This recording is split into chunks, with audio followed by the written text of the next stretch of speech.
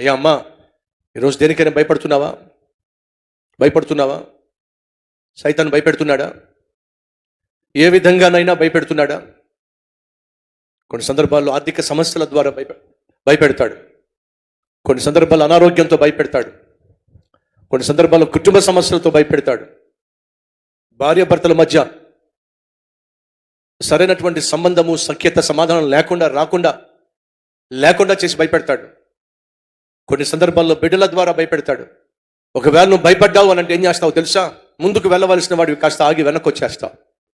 బైబిల్లో భయపడకూడదు అనే మాట ఎన్నిసార్లు ఉందో తెలుసా? 366 సార్లు ఉంది. సంవత్సరానికి 365 రోజులే.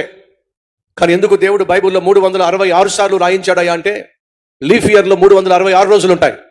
ఆ సంవత్సరం వచ్చినా సరే ఆ ఎక్స్ట్రా 1 డే కూడా నువ్వు భయపడకూడదు అనేది దేవుని యొక్క ఉద్దేశం. ఎందుకని? ఎప్పుడైతే నువ్వు భయపడతావో నువ్వు చేయాల్సింది చేయకుండా ఆపేస్తావు. వెళ్ళాల్సిన చోటకి వెళ్లకుండా అయిపోతావు. చదవాల్సిన చదువు సగంలో ఆపేస్తావు. చేసే ఉద్యోగాన్ని సగంలో ఆపేస్తావు. ఉద్యోగాన్ని విడిచిపెట్టేస్తావు. భయపడినప్పుడు, భయం వేసినప్పుడు భర్తతో కాపురించడానికి భయపడతావు, భార్యతో కాపురించడానికి భయపడతావు, ఆఖరికి విడిపోవాలని ఆశపడతావు. సైతాన్ని నిన్ను భయానికి గురి చేసినప్పుడు నీ ప్రయత్నాలు చేయటం మానేస్తావు. నువ్వు ఏ ఉన్నత స్థితికి చేరాలనుకుంటున్నావో ఆ ఉన్నత స్థితికి చేరాలనే ఆలోచన విరమించేస్తావు. సగంలోనే చేతులు ఎత్తేస్తావు. నా వల్ల కాదు అని చెప్పేస్తావు. అది సైతాను గాడికి కావాల్సింది. కానీ వినో, ఏ పని అయితే నువ్వు చేయాలని, ఏ ఉద్యోగం అయితే నువ్వు చేయాలని, ఏ కుటుంబాన్ని అయితే నువ్వు కట్టుకోవాలని, ఏ సేవ అయితే నువ్వు చేయాలని, ఏ స్థితికి అయితే నువ్వు చేరాలని దేవుడు ఉద్దేశించి నీ జీవితాన్ని ప్రారంభించాడో ఆ స్థితికి, ఆ స్థాయికి నువ్వు చేరాలి అని అంటే సైతాను ఎన్ని ఆటంకాలు, అభ్యంతరాలు, అపాయాలు తీసుకొచ్చినా సరే నువ్వు ఏమాత్రం భయపడకుండా దేవుడు నాకు తోడుగా ఉన్నాడో అని ఒకే ఒక్క నమ్మకంతో ఒక్క అడుగు ముందుకు వేసి చూడు. సైతాను గాడు భయపడతాడో, సైతాను గాడు పరిగెడతాడో. నువ్వు ఎప్పుడైతే ముందుకు దూసుకుపోయేవాడివి కాస్త నువ్వు స్లో అయిపోయావో సైతాను గాడు అర్థం చేసుకుంటున్నాడా, భయపడుతున్నాడు.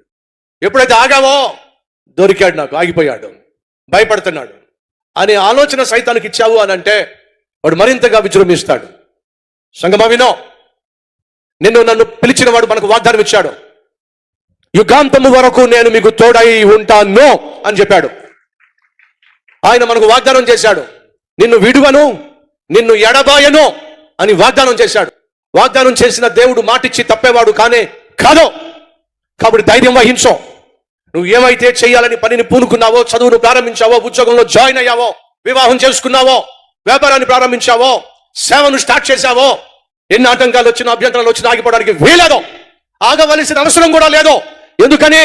ఆగకుండా కొనసాగించగలిగిన శక్తి కలిగిన దేవుడు నీ పక్షమున ఉన్నాడు.